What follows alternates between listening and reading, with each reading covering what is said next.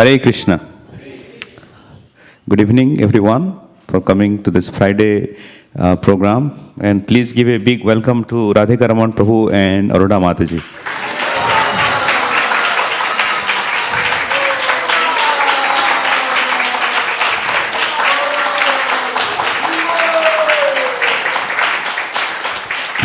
Thank you very much.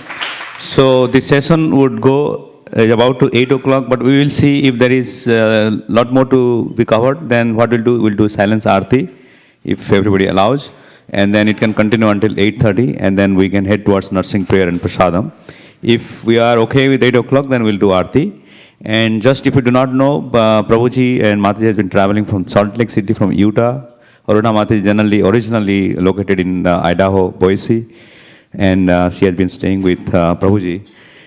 So they will be doing 2 days covering today, and tomorrow Prabhuji is only giving the Srimad Bhagavatam, glories of Srimad Bhagavatam part 1 and part 2 on Sunday morning. That has been also sent out by the ISV communication. So if you can, then you can log on via the internet or virtual mayapur.tv. That's all. Thank you very much. Hare Krishna.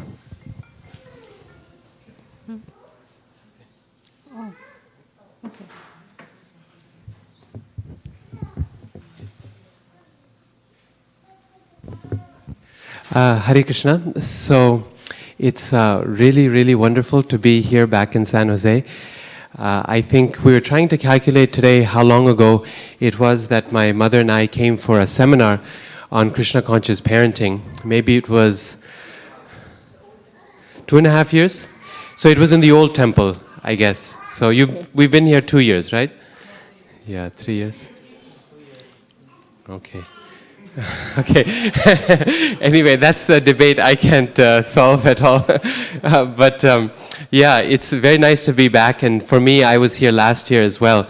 The seminar my mother is giving here is not on parenting particularly. This is on one specific topic, which is how to teach children Srimad Bhagavatam, and more importantly, develop in them a love for studying Srimad Bhagavatam.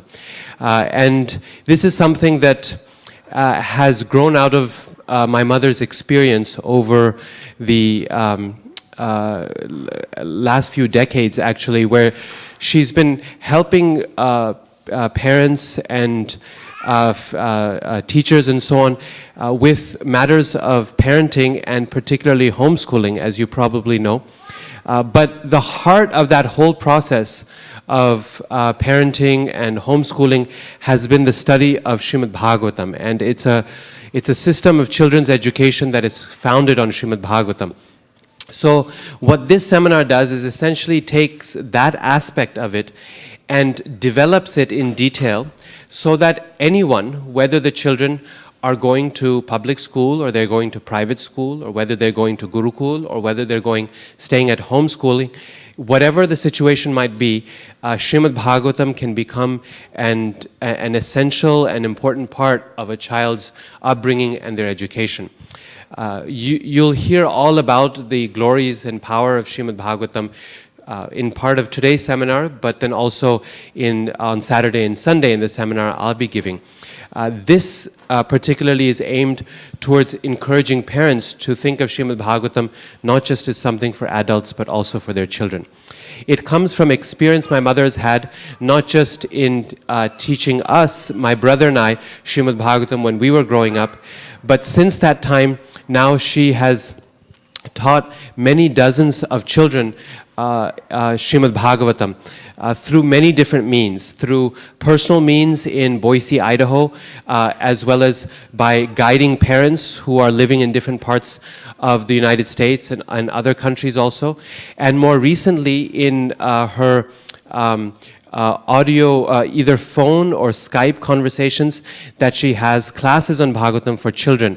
And every semester she enrolls a new group of students, and this semester is, how many you have? About About 70. About 70 students from different parts of the country, different groups, meeting on 4 different days of the week. And once a week, the children get together and they read Srimad Bhagavatam and study it together. And it's really, the results are really quite amazing in terms of the children's enthusiasm for Bhagavatam and their transformation as well. So it's that experience on the basis of which my mother gives this seminar, particularly with the view of encouraging parents to do this on their own. Because after all, one person, how many classes can she hold? And the effect of it in person with a family is so much more powerful anyway than it is from a distance. So that's the background to this seminar. And at the end of the seminar, I'll tell you about some resources that my mother has created for this purpose. But with that introduction, I think we can get into the heart of the seminar. Hare Krishna. Hare Krishna. I'm so happy to be here again, and especially under the mercy and protection of Radha Madan Mohan. Very beautiful deities and a beautiful temple. I was very excited to come and see the new temple. I heard so much, such a sweet congregation. I've heard so many nice things under the wonderful leadership of Vaisheshika Prabhu. So really happy to be here. Okay, it's already late, so I'm going to start the workshop.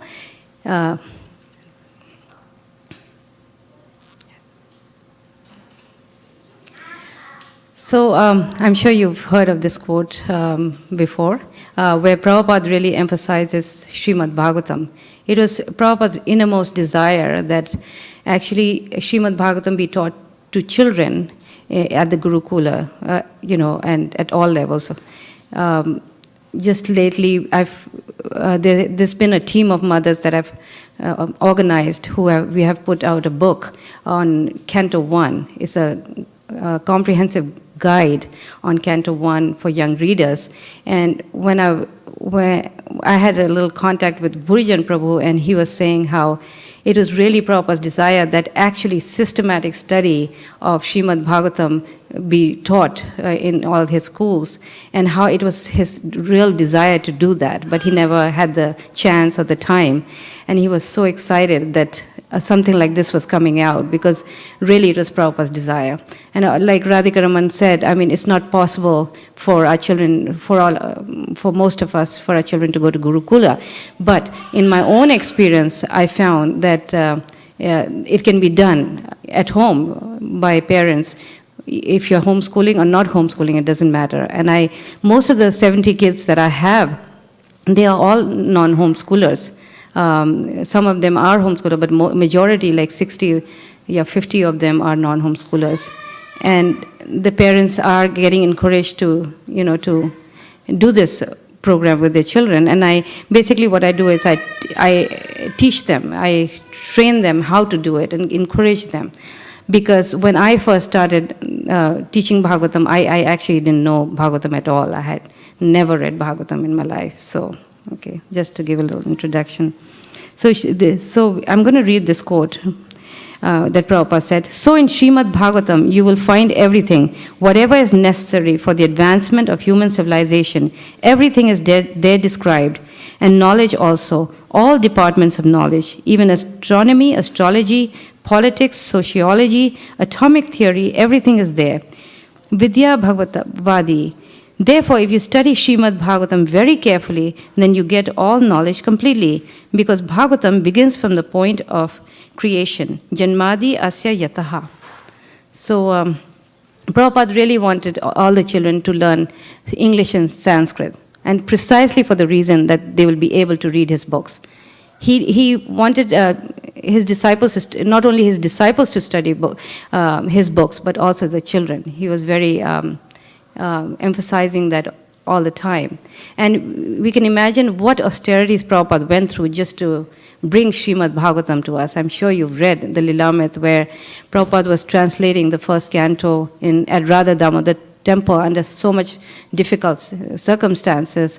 And then finally, when he made this trip to America, he brought that trunk full of books on the ship, and he was trying to sell them on the ship. and he had 2 heart attacks. And then when he came here, he lost so many, his trunk, and he was attacked and robbed. And he did that, he went through so much just so he could give us Srimad Bhagavatam. And as Prabhupada was translating these books, his disciples were going out and distributing them. And they were even distributing 9th canto and the higher cantos. And when somebody told Prabhupada that devotees are distributing 9th canto because he wanted just the first canto, he says it's okay, because my purports will explain people what the basic philosophy is. So, because Prabhupada, as you notice how when the cantos go, they go deeper, and he wanted us to first study the first 3 cantos, which is the lotus feet of Krishna. But as the higher cantos, also, Prabhupada, through his purports, they explain the basic principles so clearly. So that's the reason why when I encourage parents to study Bhagavatam, I encourage them to study all different types of sections in different cantos rather than going systematically, because it's for small children it's very hard not to go to study the first canto, which doesn't have too many stories, and it's harder. So. And so Prabhupada, the reason why he emphasized this study of Bhagavatam, mainly for promoting within children this character formation. He stressed character education so much, Prabhupada, because he said, you can have everything, you can have wonderful big degrees, but then if you don't have good character, it's like ornaments on a dead body. What good is it? So he was stressing that, and we see that culture always existed in India until recently. Just 50 years ago, people were sending their children to Gurukula, and these were rich, influential people. They were sending their children to Gurukula to study for the first 10 years of their life, okay? So Gurukula meant 10 years of your life. And why? Just 10 years. The reason was to emphasize, to give the children this character education. It was emphasized just so they could learn good qualities like, self-control, mercy, kindness, like that. Because when we give this kind of education early in their life, then you can pretty much predict what kind of children they are. So it wasn't like Gurukula was like for a long time. It was just the 10 years. And people would send their children like that because they understood the importance of this kind of education. Next one. So this, I'll just start with a little bit of my experience with my children. You may have heard, I homeschooled my children. And what I did after I felt confident about teaching my own children, I decided to just base the entire curriculum on Prabhupada's books because it was just something I wanted to try out. And so what we would do is for 2 to 3 hours every day, we would read Srimad Bhagavatam, and this became the main curriculum. In other words, we studied all the subjects, language arts, and every subject was studied through the Bhagavatam, and then we had a math book. So this we did like for the first 12 years of their life. And the result was just amazing. And I didn't know that result. I didn't know the result would be so wonderful. In fact, I hadn't read Srimad Bhagavatam in my life. And so when I was reading with my children, I was also reading for the first time.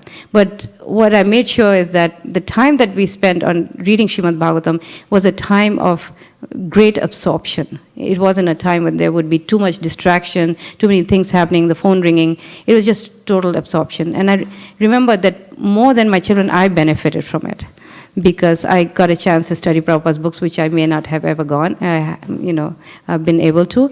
And so Srimad Bhagavatam, sometimes we think, it's for children, what benefit am I going to get it? But Prabhupada's books, this is transcendental knowledge. It doesn't matter which way you approach it.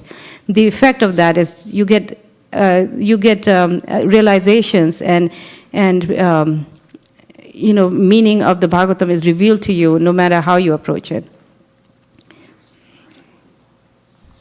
So they can be taught at any level, for your own children, for groups of children, in temples, for Sunday school. You can adopt this process in any way. Next one. Yes. So the benefits, I will go through quickly. Benefits is we have good role models in Srimad Bhagavatam. This is very obvious. We have great personalities that inspire the children. Children need role models. If the role models, help them to build their character, they look up to these people. And nowadays, you see these role models are very disappointing. People have role models, and pretty soon they're not, they have fallen away, and children generally, they become skeptical. They become, disenchanted. And if they want to follow, if they're very attached, then there can be some disastrous results. Just I was reading about Cosby, right? That famous Cosby. It's shocking. How many people, followed him? They were all ages just, revered him. He was just like the ideal hero. And look at what's going on. Everybody is like withdrawing everything they ever gave Cosby, honorary degrees and stuff like that. So what happened? Nobody thinks about what effect it has on children, who grow up idolizing a person like that, and then they're so disappointed. And the reason is because when you read the Srimad Bhagavatam will tell you that in the material world, there's no pure goodness. Any goodness is sullied with passion and ignorance. So pretty soon, anybody who's on the mode of goodness will fall down into passion and ignorance, because there is no pure goodness here. But when we have Krishna-conscious role models, we can have qualities, exemplary people who the children can look up to. So it's very important to give them these role models. I remember my children, and now so many other children, reading stories like Dhruva Maharaj and Prahlad Maharaj. And, like I do these phone classes, and towards the end of the class, on the last day, we'll have realizations. What this section did for you personally. And it's amazing how a story like that, like Dhruva Maharaj, how deep it goes into their hearts. And in fact, if you get a little chance, then you can hear this audio, where the children are talking about their realizations and how deeply it affected their hearts and the lessons they learned from it.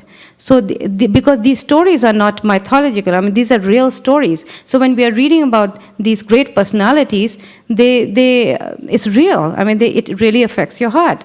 They're pure. You get purified. And pretty soon, children want to follow the instructions of these great personalities.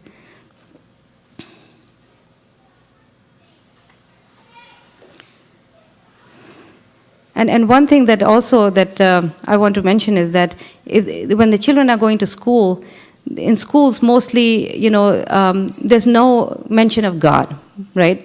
People don't want to mention God. And mostly they promote impersonalism, atheism, impersonalism. Now, if the children grow up reading Bhagavatam, definitely that goes away.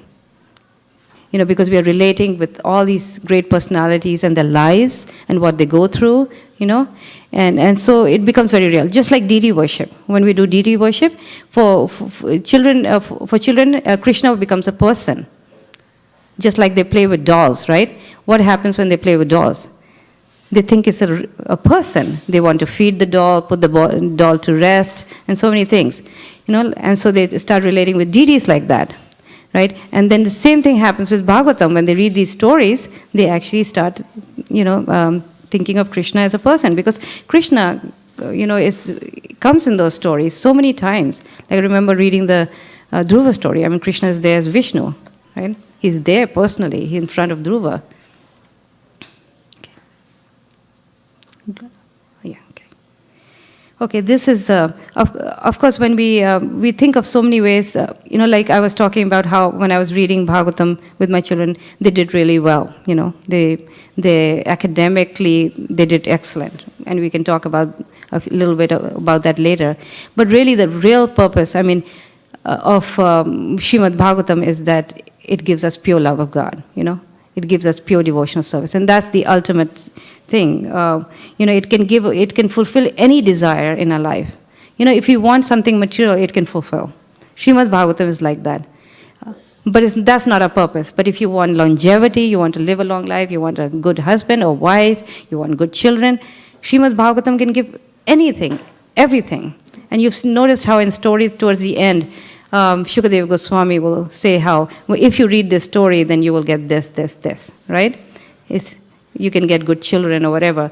And that's not the purpose of Srimad Bhagavatam. But he's dangling that carrot in front of us so that we are encouraged to read Bhagavatam. Because he knows that in Kali Yuga, our level is that we are mixed devotees. We want something out of everything that we do. So he's doing that. But that's not the purpose. Srimad Bhagavatam, it takes us to a level that no other literature takes us. Okay, it rejects all sub-religious principles. Everything that's like karma kanda. So many religions of the world, they just go to that level. But Srimad Bhagavatam rejects it. So as you read that with the children, you're taking them to that level. And the earlier we take them, the better it is. It's not like something, and it does that through the stories. And every story you can see will do that. Any story you take from Srimad Bhagavatam is taking you from the platform of, material, from the lower platform to the platform where you can give full, you can love Krishna without any desire, without any contamination. It takes you on the highest level. And you see that in every story. Like, for example, Bali Maharaj, right? The story of Bali Maharaj. Vaman Dev is asking for the 3 steps of land. And Bali Maharaj and of course, Bali Maharaj's spiritual master says, don't do that because this is Vishnu and he's going to take everything. And Bali Maharaj rejects that. He rejects his instructions of his guru and says, no, if Vishnu is coming in front of me, I have to give everything.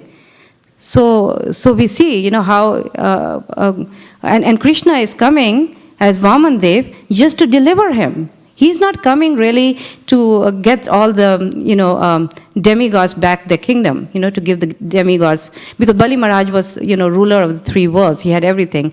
And he took everything through battle with the demigods. So Krishna is not coming to help the demigods get back their kingdom, but rather he's coming to deliver Bali Maharaj. Because he's so pleased with him, so pleased with him.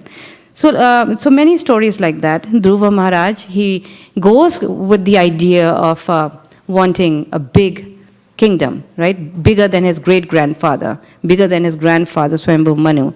But what is he, when he sees Krishna, how does he feel about that?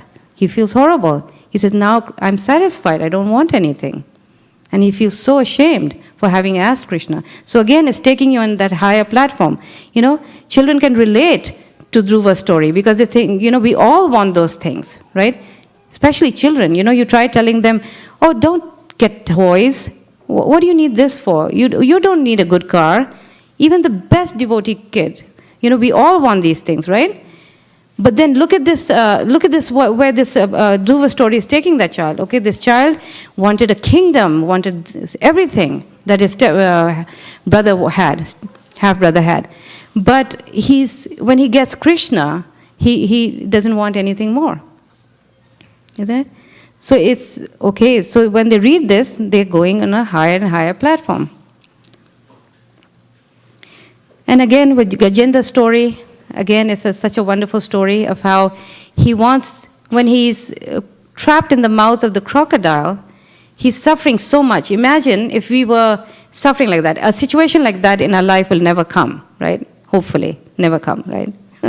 But here we see Gajendra, he's, the crocodile has grabbed the leg of Gajendra and blood is flowing and he's under so much acute suffering. He's crying and he's suffering so much. He's losing so much blood. He has no food and water or anything.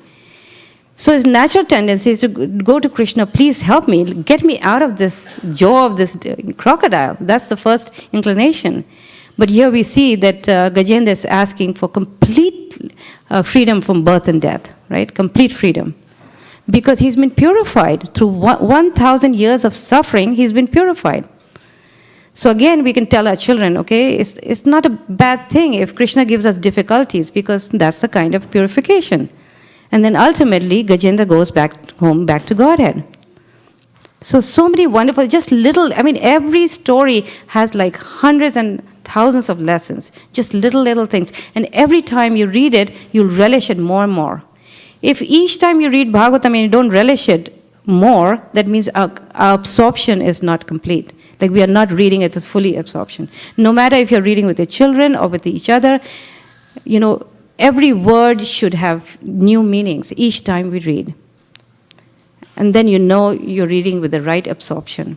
And this should happen with the children also, where I've tried it with children where the same story we read again and again and again, and each time the child gets more and more and more out of it. He goes deeper and deeper and deeper. And it's going to affect his life. It's not about a story, a plot line, a story.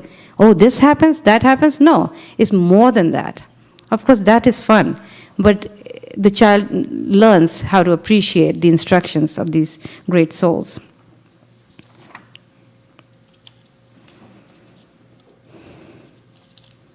And of course, the other thing that the Srimad Bhagavatam is rejecting, like I said, the lower principles, the materialistic lower principles, religious principles.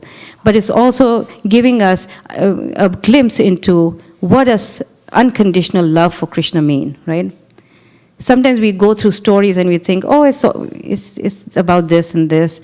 But then I remember just recently, I had to give a class on Janmashtami at one small town, and I was reading Devaki and Vasudeva. I had the whole story of Krishna's advent, and I was thinking, okay, I'm just going to really. And I started reading it, and I was thinking, wow, just thinking about the sacrifice of Devaki and Vasudeva, the sacrifice that they went through just to have Krishna. It's just amazing. They were willing to have 8 children and be killed by Kansa, one after another. Vasudeva could have easily said that, oh, I just don't want this. Look at, on top of that, when Krishna comes, he has to take him away from himself. He has to take Krishna to Gokul. So finally, when he does get Krishna, he has to, Krishna orders him to take him away from there. So they went through so much sacrifice. So this is called unconditional love. And then children, you can kind of point it out, like kind of going deeper into that. So we have the story of Jaya and Vijay. We think of it simply like, okay, Jaya and Vijay came and they made a mistake, and the 4 Kumaras, they, cursed them. But they were Vaikuntha people. And the only reason why this happened is because Krishna wanted to fight. Krishna wanted to fight. But he cannot fight with just ordinary demons of today, what you see today, right? When he fights, it has to be people from the spiritual world who are qualified to become, his enemies. So Jaya Vijaya were willing to sacrifice coming down from Vaikuntha Loka and becoming big demons, Hiranyakashipu and Hiranyaksha, just so they could fight with Krishna. Now, what a sacrifice, isn't it? So this is what Bhagavatam is all about, is when we understand, when we talk about the gopis' love, and we talk about these great souls, how do they become really great? So we can point these things out, and we can learn these deeper lessons from so many things, from classes. We can get classes from ISKCON Desire Tree, or we can attend classes. So much knowledge. We may not have this knowledge, but we can get this knowledge because we have such wonderful, great souls in our movement who are giving these deeper insight into all these stories. And we should share them with our children. We should not think that our children are not capable of understanding these things. I have children that who are only just barely 7 years old, and they can understand so many things. Sometimes we think children cannot understand philosophy, but it's not true. Their understanding is very pure. It's not even contaminated like we are with so many material desires. They're very pure, and they can. And if we give them a chance to understand it in this way, then they will understand. And so everything in the Bhagavatam is pure. Everything is transcendental, no matter what you do, okay? Some people say, oh, there are certain sections in the Bhagavatam, should I be teaching them children, like the Puranjan story and these type of stories? Even these are very powerful. Because topics like sex and violence, if you approach it through the Bhagavatam, is so much better because it gives the right perspective of these, of these two topics. It gives the right perspective. How, when it is used for a higher purpose, for Krishna, then it becomes very nice. But when it's used for a sense gratification, then it's not good. And we have stories like that to show that, So even so, we have to understand that anything in the Bhagavatam at all, is going to be very beneficial for them. So I went through the entire Bhagavatam with my children, all the 12 cantos, and did not leave out anything. Yeah.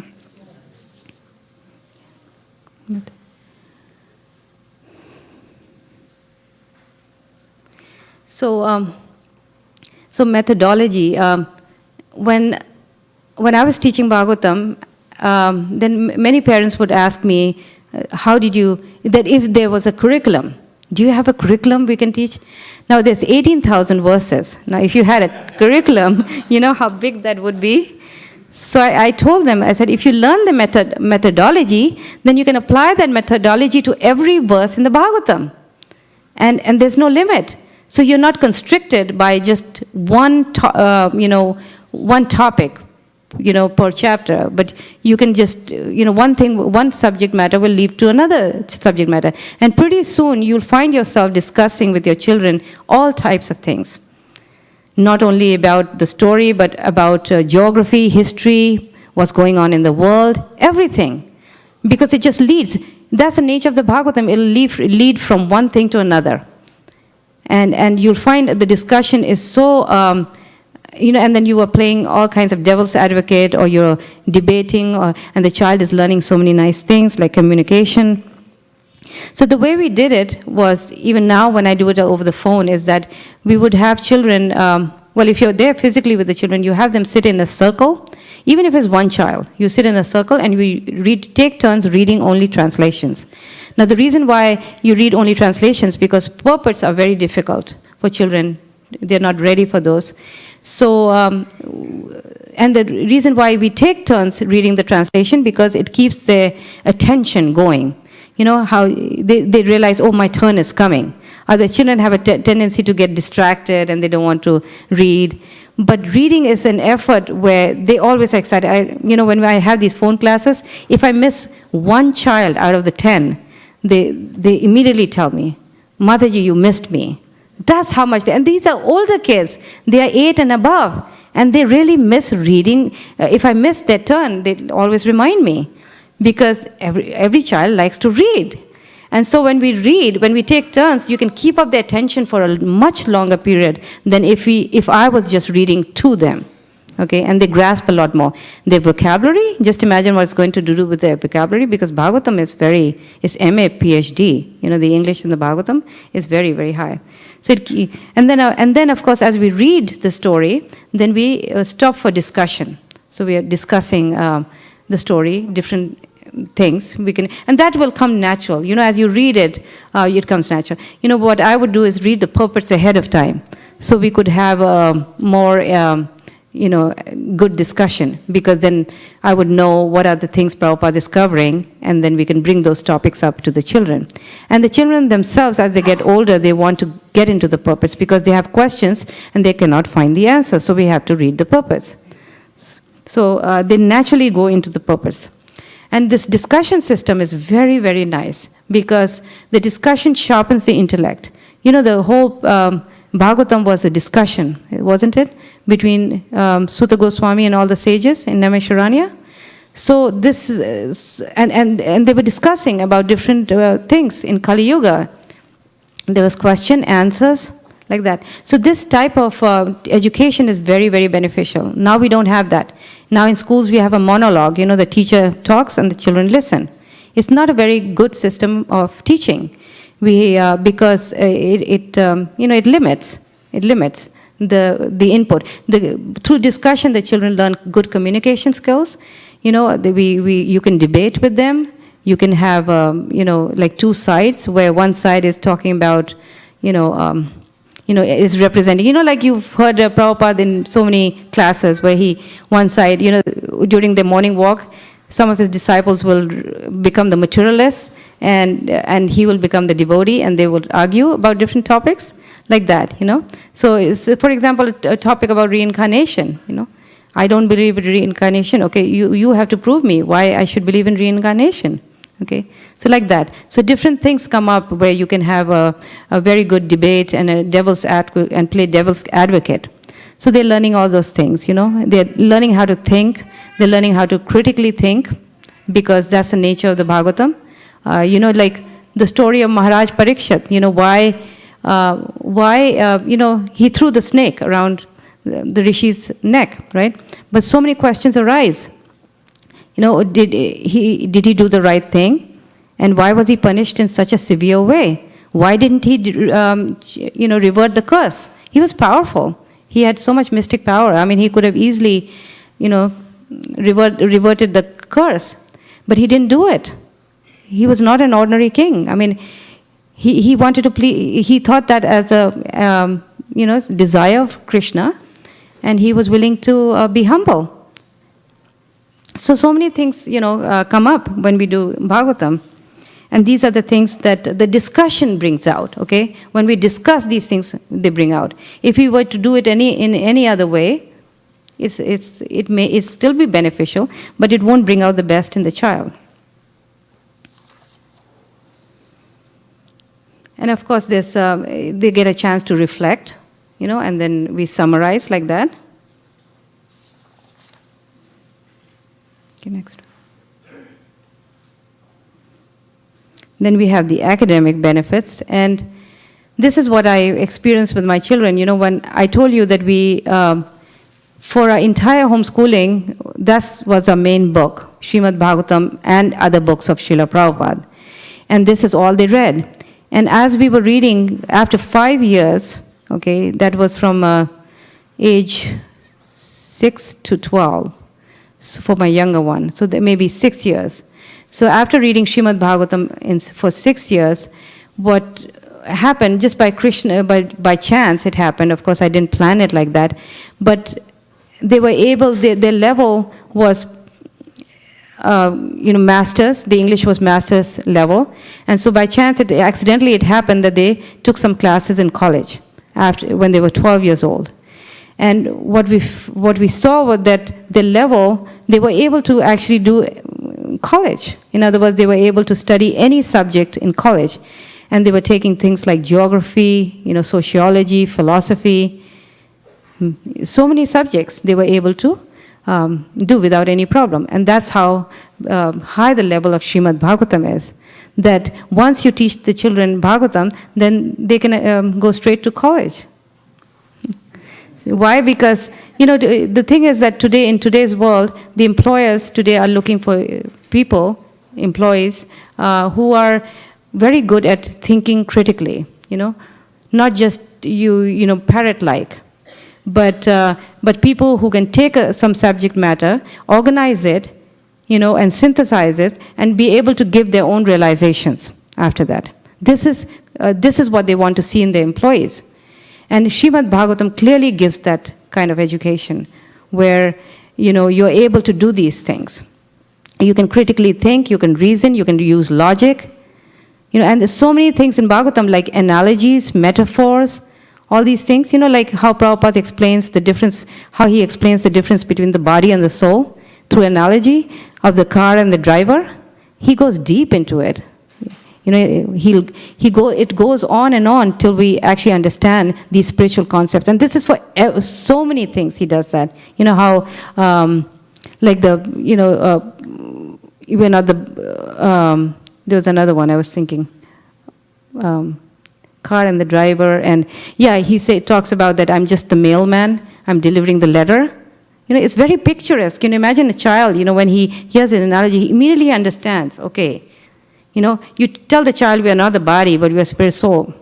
It doesn't mean anything. But you tell him through the analogy of body of the car and the driver, he can understand it quite a lot. And then the same thing about, when Prabhupada says, I'm delivering the letter, I'm like the mailman, delivering the letter unopened. So I don't change anything, So there's so many little analogies, so many analogies like this in the Srimad Bhagavatam. And as the children get older, they can do more and more difficult ones, So again, this kind of education and this kind of thinking, you will not find anywhere. in schools, you know. So as they go to school, if you do also Srimad Bhagavatam, then their thinking and their intelligence will go very, very wonderful. You know, for example, for a law degree, one is recommended that you have philosophy as a undergraduate degree, because you're able to think and reason, and you can come to philosophical conclusions, right? The best degree to have for a lawyer is a philosophy degree. So anybody who's trained in reading Srimad Bhagavatam becomes an excellent lawyer.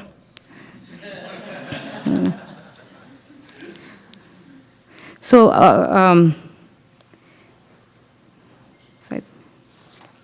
let's go on.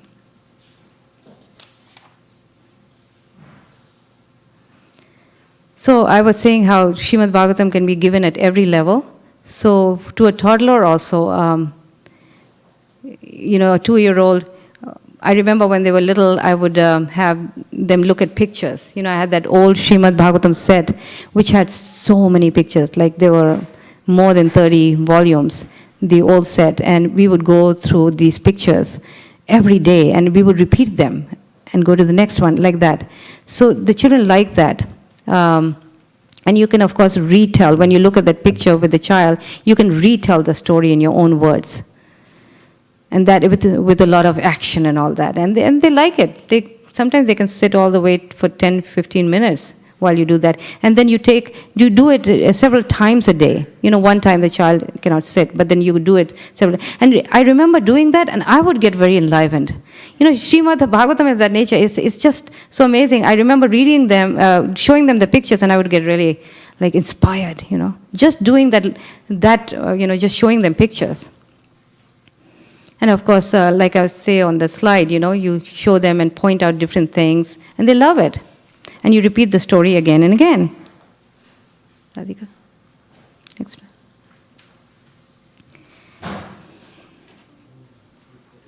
one.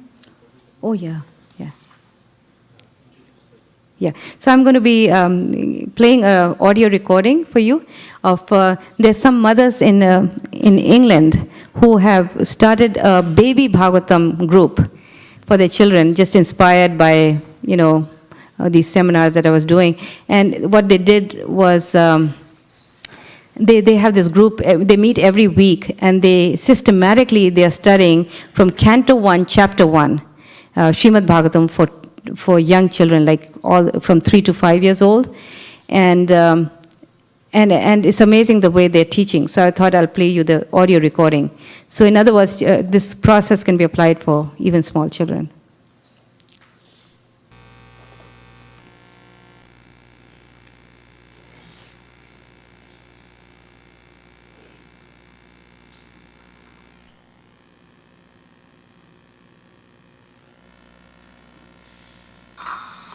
Hare Krishna, everyone. Hare Krishna, everyone. This is Brinda and Lali. would you like to join us? We're about to go into the adventures of the Bhagavatam. Let's start. Let's open the Bhagavatam. What do we see? Krishna, he's standing in front of me. We'll put our hands together and we're going to say the magic words. Are you ready? This will help us enter the Bhagavatam. Om Namo Bhagavate Vasudevaya. Om Namo Bhagavate Vasudevaya. Om Namo Bhagavate Vasudevaya. Om Namo Bhagavate Vasudevaya. Oh my goodness, where are we?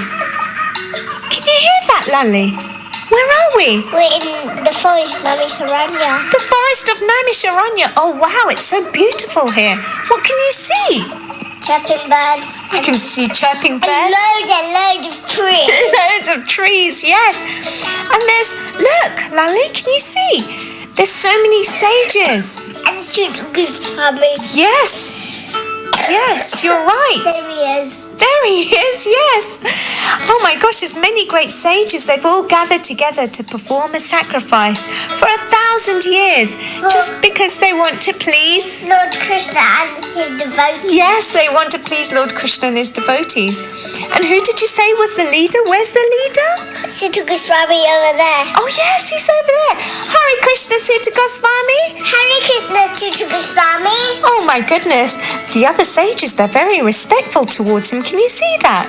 Yeah. Oh my goodness. I wonder why. Why are they so respectful towards him? Because he's the tallest, Or the oldest? oldest of them. Oh, I see. And he knows all the scriptures. Really? Wow. So he's the oldest out of all the sages, and he knows all the scriptures in all the world. And he always listened to his spiritual master, so his spiritual master blessed him. Oh, right, I see. Because he was very good and he listened to his spiritual master was very pleased with him. His teacher was very pleased, and he lifted up his right hand and he blessed Sutta Goswami. And you know what? Sutta Goswami had loads of friends, and all his friends were learned sages as well. Did you know that? And you know, whoever your friends are, you become like that. And because all his other friends were learned sages, he was also a learned sage too. This is very interesting. Wow. Nice to meet you, Sutta Goswami, and nice to meet you, lovely sages all gathered together. I think, should we see what they're about to do? Oh, I can see what they're doing. I think they're going to wake up soon. They've gone to sleep, but I think they're going to wake up soon. Lali, look. I think the sages are waking up.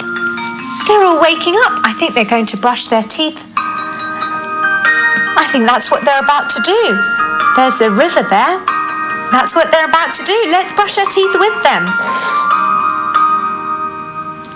This is the way we brush our teeth, we brush our teeth, we brush our teeth. This is the way we brush our teeth to please Lord Krishna. Now they've brushed their teeth, I think they're going to have a shower. Are they going? But there's no shower here. Oh, there's a river here. I think they're going into the river and they're going to wash themselves. This is the way we wash ourselves, we wash ourselves, we wash ourselves. This is the way we wash ourselves to please Lord Krishna. I think they're getting ready to dress themselves now. Oh no! What are they doing? They're putting tilak on. They're applying their tilak. Let's get ready to apply tilak. This is the way we apply tilak, apply tilak, apply tilak. This is the way we apply tilak to please Lord Krishna. And they're all ready. And I think now they're going to... Are they going to dress themselves? Yeah. Okay. Let's get ready. We'll dress ourselves too. This is the way we dress ourselves, we dress ourselves, we dress ourselves. This is the way we dress ourselves to please Lord Krishna. And so that was nice.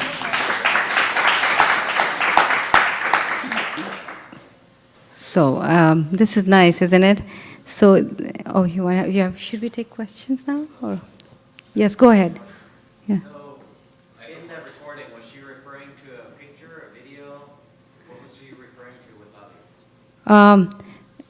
No, they are just pretending. They are pretending and playing that here's Sutta Goswami, and they're just doing a pretend game. Yeah, like that. Yes. And it's caught on so well that they're doing it every week, and they're feeling very inspired, all the mothers. And in this way, they've actually encouraged other parents to come in who had no idea what Bhagavatam was, and now they're doing it too. So. Yes, it's a big inspiration. Very nice group over there. So, I mean, we may not be able to do it in this way, but it's just to give you an idea. There's so many creative ways we can do these stories. Okay. So, Srimad Bhagavatam for a little bit older kids is also very nice. What with 3 to 5 year olds, the way we can do it is that the way I do it is we read the translations loudly and clearly for them, and then we stop to explain those translations. Obviously, the child cannot read. So we read the translations and then we explain it in a way that they understand, with action and, with some creative ways. So we explain that, and then we encourage the child to ask questions like that. Okay, and then we can repeat those stories from time to time. We can repeat those stories, and it works. It really works like that. Now I mostly do classes for older children who have to be at least 7 years old, but I've done this Bhagavatam study with smaller children who is like my grandson who's only 4 years old. And it's amazing how he picks up so many things, so many deeper things when we read Bhagavatam. For example, we were reading Dhruva Maharaj story. Okay, I would read the translations and he would hear, and then I would explain that. And then one time we were reading that part where the airplane comes from Vaikuntha to get Dhruva Maharaj. And he was really like amazed how beautiful the airplanes were, and Nanda Sunanda was waiting, just the beautiful description of these two servants of Krishna. So he was very inspired, and he said, I want to go back to Godhead. I want to see the spiritual world. And I said, oh, that's nice. He says, no, but I want to go right now. I want to go right now. And I said, okay, are you ready to go right now? What about, you sure you want to go right now? And then he said, he thought for a little bit. He says, no, maybe I should wait, because I should be, when my parents become old, I don't want to leave them. I want to be here to take care of them. Just like that Ajamal story that we read, how he was talking about how he regretted when Ajamal fell down with a prostitute. He left his good wife, and he also left his parents. He neglected them, and he went away with the prostitute, and he lived there with her for many, many years. He says, and then in one of the purports, in one of the translations, Ajamal actually regrets neglecting his old parents. So he related that story with another story of Ajamal that we had read some time ago. And he said, no, I don't want to do it. I don't want to go right now, because I want to wait and take care of my parents. And I had nothing to do with it. He took those two stories and he made a comparison. And he's only like a 5-year-old boy. So I'm saying that children have this ability where they can do this. Okay? We should give them enough credit where they can actually understand, because again, Bhagavatam is very potent also. That's another reason. And then, of course, there was another instance where we were reading the Bali Maharaj story, and we were reading how when Vaman Dev took those 3 big steps, then Bali Maharaj saw himself come under Vaman Dev because he was covered by him. And he started laughing. He says, that's really funny, how Bali Maharaj is going under, he's being covered by Vaman Dev. And he says, oh, just like when Yashoda, when Krishna opened his mouth, Yashoda Mai saw herself in Krishna's mouth. So again, he made that comparison, you see. So this kind of training for even little children is so good, because it sharpens their brain, where they will, when they grow up, they'll never take anything, blindly. They're going to think and reason. If somebody in school tells them, oh, there's no God, or everything is impersonal, or, anything like that, they're not just going to take, our modern science, how we believe that the origin of this world, how Big Bang theory, he's not going to take it, because his brain has learned to reason and think, you see. So Bhagavatam gives that training. If we are worried about our children, about what they're going to do, how they're going to be influenced by modern education, but they have to go through it. We have to educate them. They have to, take care of themselves, maintain themselves, get jobs, enter Grahastha life. But so what can we do? So when we give them this training, we are preparing them for a life where they're going to be, understand, take these things and understand them very deeply. And they're going to, they're going to be attracted to Krishna. Okay.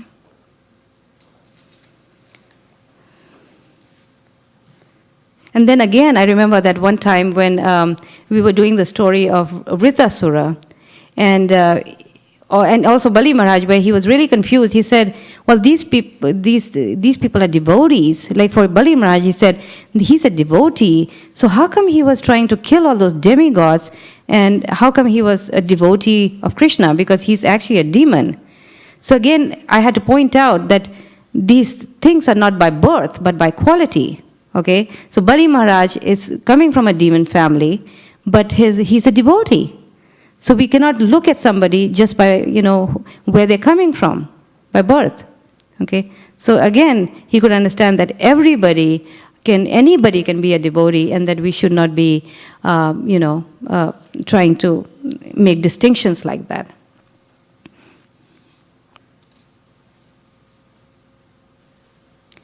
So this is how to teach Srimad Bhagavatam to older children. Again, we do the same process of reading translations with them, taking turns to read translations. Now, it's a little bit different than teaching Bhagavatam to older kids versus younger children, because these children have more capacity to think. So naturally, our questions to them will be more based on the level of how and why, rather than what happened. Okay? So even with small children, you can go, sometimes give them questions like that, and they learn to think. But for older children, we definitely want to go deeper and bring out the deeper aspects of the section of the story. And we always encourage them to ask questions and make comments, because naturally it will make them, analyze things. And they'll also get great pleasure from doing that. Children like it. Children like it when they make comments. They like to be heard. I remember with my little grandson, he would always say, so can we do a discussion? Or can I make a comment? That's how he would say, can I make a comment? Because they like to be heard. They feel very important. They feel encouraged. And we are giving them some good leadership qualities also. We're teaching them how to speak. Communication. When they grow up thinking like this and speaking like this, they develop good skills. And these are so many of these skills we are teaching now our children. They've done research where they're teaching, they're putting more emphasis on primary education now, where they want to teach the children just some very, like concepts and skills. Okay, so that in today's world things are changing so much, right? The facts are always changing. Something that's factual today is going to change tomorrow. So they want to change children the skills of how to understand different things, rather than just the theoretical things, just the content. And then our proposal is that you take that material content and replace it with spiritual content, okay? And teach them those very skills that teachers today are teaching the students, okay? But then you apply it for Prabhupada's books. So you get so much benefit, spiritual and material, okay? To actually use these books more than just, to use it at different levels, in fact. Yes.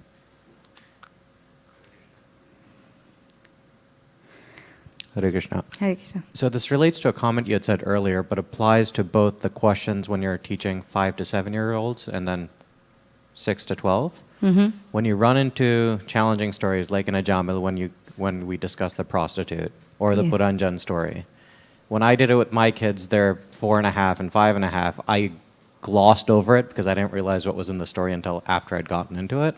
How would you recommend we do those topics? Did you continue to read it? We read through it, but I glossed through a lot of it because I didn't know how do I discuss a prostitute, or how do I discuss Yes. Oh, yeah. discuss the topics that are in Puranjan. Yes. The way I did it was with my little grandson was that I explained to him a prostitute would be, she's somebody who's, I remember, I'm trying to think what I told him, but like mommy and papa, they get married and they're together. But when that doesn't happen, and he goes and finds another woman who's not really the mummy, and and brings her home, so that's like a prostitute. That's not good. I remember telling him, it's been a long time, but I remember telling him, and he seemed fine with it. So in other words, we don't need to dwell on it. We just move on. We explain a little bit, but because a child is not looking for any deep explanation of who a prostitute is. In his mind, it is enough, it's adequate that he understands that, okay, this was something wrong that Jamal did. Okay, he shouldn't have, because remember the comment he made that I don't want to neglect my parents. In the same way, he understood that prostitute was not the right woman, and that Jamal left the mummy away, like that, separately. So the child understands, okay, this is something bad he did, and he shouldn't have done that. Okay, and then you kind of move on like that. Radhika, do you want to? That's it? Yeah. Yes. Do you go through all the verses? Do you discuss all the verses? Do you discuss all the verses, or do you discuss the story after a few verses? No, that's a good question, actually.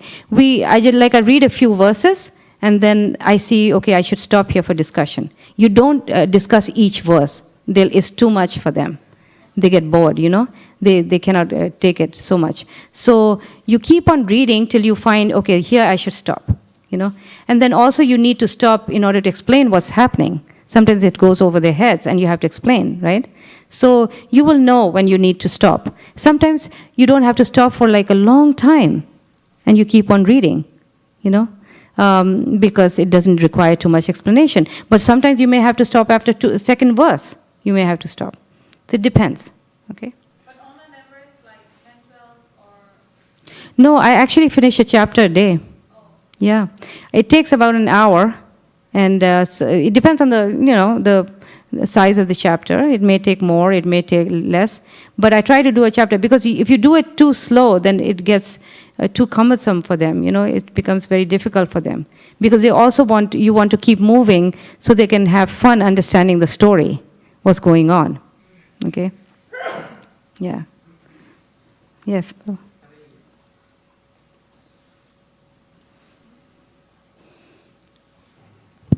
Just an extension to this. So do we read each and every shloka? Because sometimes the stories are very interesting depending on the age and the interest of the kid. But some of the philosophical stuff, although Srimad Bhagavatam does have a lot of stories, so do you go through each and every verse about, even though they are more philosophical? Yes. First of all, we don't read the Sanskrit because, again, that delays the whole thing. And in terms of reading, sometimes, when a child is very small, especially between 3 and 5, there are maybe many, many verses where the demigods are glorifying Krishna or things like that, and the philosophy is very, very deep, about. I try to read every one, but then I go very fast, and then I explain, what's going on. But sometimes it may happen that you may have to skip. It's okay. It's okay. Depending. Because in the beginning, you may want to get the child attached to Srimad Bhagavatam. So the way the child has to be into it, like he has to look forward to Bhagavatam every day. So you have to find, you have to kind of sense what works best for him and do accordingly. Okay? But, as their taste for Bhagavatam increases, they are able to sit longer with these kind of verses. They don't mind it, okay? Because you have to develop that taste. And once that taste is established, it's not a problem, yeah. Yes?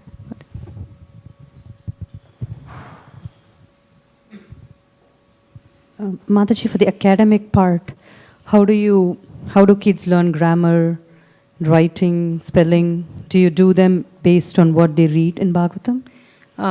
Yes, I was doing that during my homeschooling days. What I would do is, mostly we read and discussed, okay? But sometimes I would give them writing assignments. I would actually do spelling words every day, and we would pick it out from the Bhagavatam. It was so much fun because they got to pick it out, And then we would do like 10 spelling words, when they were little, like 5 words, and then they would make a sentence out of it. And sometimes I would give them some writing work. It depends on the age of the child. When they're younger, they do less like that. And in terms of grammar, it's very hard to do grammar through that. So you can have separate grammar time. Or I actually skipped grammar. They didn't do grammar. So, but there was so much discussion, and they were learning such language arts, all comprehension and vocabulary and all these things. They were learning so much from Bhagavatam that I didn't realize that their communication skills and their language skills were so good till they actually went to college, and I said, oh, this works. So you remember, I was also trying things out. I mean, I was really, I didn't know what I was doing, frankly. But just having the faith that this is going to work, that kept me going. And also getting so much of feedback from the children and looking at them and saying, wow, they're looking so happy. This must be right, So, but I tell people who want to do all this and they're homeschooling that you can get, you can do like 10 minutes of grammar from a book, outside book, There's nothing wrong with that. That way they've done their grammar, So, yeah, it's better because if you try to do grammar from that, you have to know a lot what to do, It can be done. Everything can be done, And you never went subject by subject. It was just No. Bhagavatam, and whenever you had to teach math or geography or science, you would just... Yeah, the only separate book I had was math, and then we called it the 5 R's, reading, writing, arithmetic, raga, and rote, which is memorization. So we did 5 R's for the, first 12 years. And like geography, history, we all covered it through the Bhagavatam, because, I mean, history it's all about history, history of the entire planet for thousands of years, right? And geography and these things, eventually they learn. There's no hurry for it. The point is, we try to give so many things to a child so early in their life, they really don't need it. If you give them a good foundation of English and science, see, math takes care of the science subjects, and English takes care of the humanities. So if you give them a good foundation in these two, then when the time comes, they can understand. I mean, after a child has gone through the entire Bhagavatam and things like that, they'll be able to understand any subject, right? So when they went to college, they were doing geography for the first time, Western history for the first time. It was no problem, you see, and you saved a lot of time because if they grow up doing social, all this history and geography from day one, then they're spending a lot of time in things that they're going to forget anyway, So why not spend that valuable time in things that is going to give them eternal benefit? That's the point. That was the Thank you, idea. Mataji. But of course, most of our children go to school, so it's okay. It's okay. The main thing is that we need to give them this supplement of study of Srimad Bhagavatam. Even, it doesn't matter. They still will be, the result will be very good. Okay? Yes.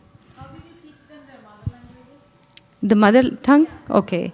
Yeah, we spoke that language, first of all. We spoke it at home. And that's the best way to learn your mother tongue is to actually speak that language. And my children went for Sanskrit, so they automatically learned Hindi. Prabhupada did recommend Sanskrit for our children because if you give them early on, then they really do master it. If we do it, it's too late. How did you teach them? So, you have to get a teacher. We got a teacher, yeah.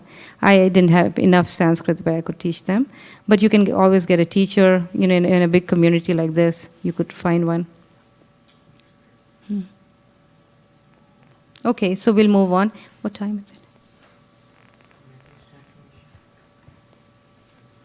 Okay. Yes, Mataji, one more question. Yeah. Hare Krishna Mataji. So I have a 12-year-old, and so he is in 8th grade. So they have a world history this year. So his teacher is actually wonderful. She actually discusses a lot. So he was trying to explain to her a few things that we've been reading in Srimad Bhagavatam for all these years. And so he just came home and he said that I'm trying to explain her certain things. She doesn't take any offense, but he was trying to tell her what she was saying was not the right perspective. So he was upset that, that whatever is given in the history textbook is totally wrong. So, and I didn't know what to discuss with him. I said, okay. So then he said, for exam, when I write, I will have to memorize things that she's telling me about Maurya dynasty and about whatever she's telling. And I know that these are not right because they're talking about karma, they talk about Buddhism, they talk about impersonalism. So he said, I tried to explain her. So I said, okay, that's fine. Let's go meet with her and give her a set of Srimad Bhagavatam. So he was telling me, I don't know how do he, I mean, my question is, how when they get frustrated, they're reading this and they in a system, he goes to a private school. And, well, being in a school which is not he has everybody, he understands that they are different, and has to just go around. How do we, how would I answer his question? How would he be able to, what would his position be and how could he help out? How could I help him out too? You mean his frustration in trying his frustration is he trying to change the view of the teacher, her opinion, yes, like and that? also basically because she's teaching that to the whole class, and he feels that that is not right. Yeah. Well, you have to explain to him that he cannot change that part, but what he should understand that through you're teaching him Bhagavatam every day, so what he can learn through the Bhagavatam is definitely a superior, concept of whatever is being taught, and therefore he feels very confident of the fact that the knowledge in the Bhagavatam is definitely way superior and is it's rational. So rather than encouraging his frustration of trying to change the teacher, that will be very hard for him, and he's going to. Radhika, do you want to mention? I think that's a very valuable opportunity, because as a child grows older, then they encounter the broader world in which the protected environment that we give them as small children, where they're in the association of devotees and other devotee friends, and what the parents say is everything for them, that gradually starts to change. And so they become, as they grow into adulthood, now there's a larger world out there, and there's more people in positions of authority. And therefore, this is that very moment where all of that Bhagavatam education is now put to test. It's useful, because now different ideas come to clash. They come to clash with each other, and negotiating that and saying, no, I'm a devotee of Krishna, while at the same time I can listen to and even respect what others people are saying. That's the kind of the most valuable step in becoming an adult, because now for the rest of his life he's going to have to do this, right? Is work with colleagues and who don't have the same habits that he does, and who behave in ways that he doesn't like at all, but at the same time being able to say, look, this is where I can make a difference, and so let me make a difference. This is where I have to tolerate, so let me tolerate. This is where I have to be kind and compassionate, so let me be compassionate. And by talking to him regularly, right, this is the age where it's so important that he has good communication with you, that talking to him regularly and guiding him and saying, look, this is a moment where you might have to be like Vibhishan in Lanka, right? He didn't have an option. He just had to tolerate what was happening around him, and he continued his Krishna consciousness. But at some other point, Krishna may make you like Prahlad in his school, where you have a whole audience and everyone is willing to listen to you. So where are you at, and what so all those stories that he's learned now and imbibed, you can draw on them to give him good examples and say, okay, you're feeling this frustration, but don't you remember how this devotee felt in that situation, or how this devotee felt in that situation? Dhruva Maharaj could not change his father, right? He could not change his stepmother. He had to change himself, and he had to progress in Krishna consciousness. But Prahlad Maharaj could. So what situation are we in right now?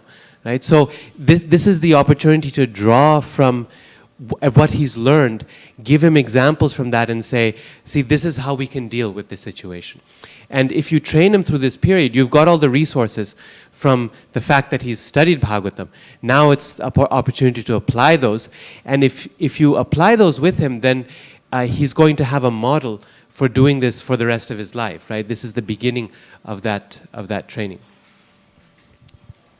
Yes.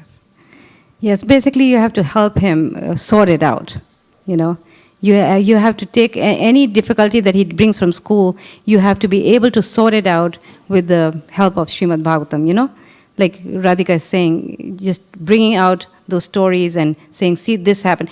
So because just like, you know, for example, if we were to teach our children just moral science, you know, like honor, you know, like we have moral science in India, especially you have classes like that, you know, where they teach the children, you honor your father and mother, be nice to your neighbor, all these nice principles.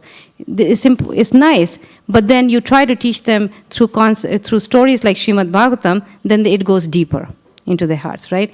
Because the way it's presented, like he's saying, the way it's presented, you know. So don't leave him like that. I mean, try to solve it, you know, to solve that problem, you know. Yeah, I did mention to him, I said that he loves history. So I said, you have to specialize in this, and then, you know, you should be in a position where when you talk, they will listen to you. Yeah. When you're a little kid now, and you're trying to tell that you have read something, and you're trying to talk. So I did give an example of Prabhu also, that how he teaches in the university, but then, you know, how it, you know, when you're in a position to teach, then you'll be able to do it. Yes. Thank you. Also, it's nice to discuss the actual issue. There's the general principle, okay, how do you relate to your teacher? That's the general principle. But then the specific issue, suppose in his mind he's having an issue because they're describing the origin of the Vedas, right, in terms of Aryan invasion or something like that. And we have a different idea of how the Vedas are. So we can sit down with him and discuss, okay, so what is being taught and what is being taught in Bhagavatam? And is there any overlap there? Is there any way in which what they are teaching can connect with what's being said in Bhagavatam, right? So if they say, for example, they won't teach this in school, of course, but it often comes up, devotees say, well, they say Bhagavatam was written only in the 9th century. It's the most recent of the various Puranas. And the Vedas were written back at this time. So we don't agree with this, right? We say Bhagavatam is written 5,000 years ago. But the one point we do agree with is that the Bhagavatam is the last to be written, right? Srila Vyasadeva wrote it at the end of writing which is in agreement with Western and Indian non-devotee scholars, right? There's a point of agreement there. So discussing the specific issue, and you may not know so much about history, he may know more about history, but you're there to guide him and to help him work it out, right? So what do you think? Is you can ask him, say, how would you connect this with Srimad Bhagavatam? Does it make any sense to you? And some things will be just absolutely unacceptable. We don't accept that. But some things there might be some connection, you know. So it helps him to process what it is you're studying, the content of it also. And in that discussion, you don't have to be the one who knows everything, right? That's the point. At that age, it's okay if neither one of you don't know something, or if he knows something more than you do. That's fine, as long as you help him to work it through, right? Okay, so I think we'll just cover a few more slides.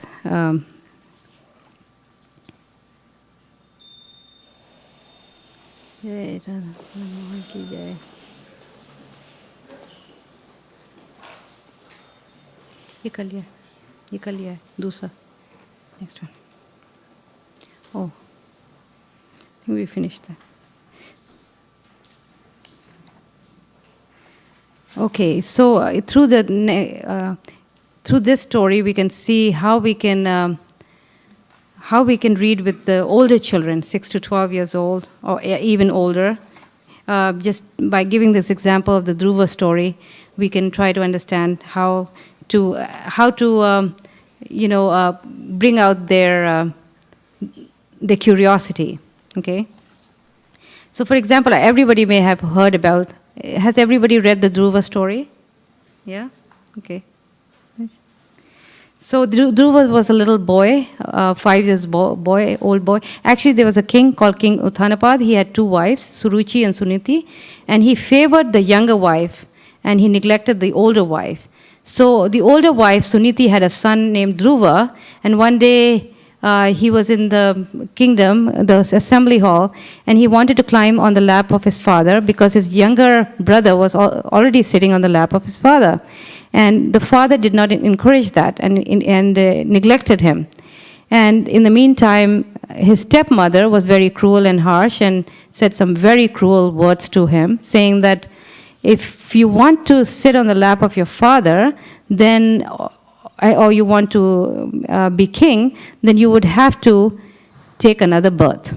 In other words, you will first have to go and satisfy Lord Vishnu and take another birth, and from my womb. In other words, she was so cruel that she was wishing him death. Okay? You have to die first and then be born from my womb, and then you can sit on the lap of your father. And that was pretty cruel and mean, and she was very envious. So basically, what happened is that Dhruva Maharaj was very upset, being of Kshatriya blood. He went crying to his mother, and Suniti, the way she handled it was just very, very wonderful and amazing. And she pacified him and said that you should actually follow the instructions of your stepmother. You should go and satisfy Lord Vishnu, and then whatever you want, you will get. Because I tell you, there's parampara like that.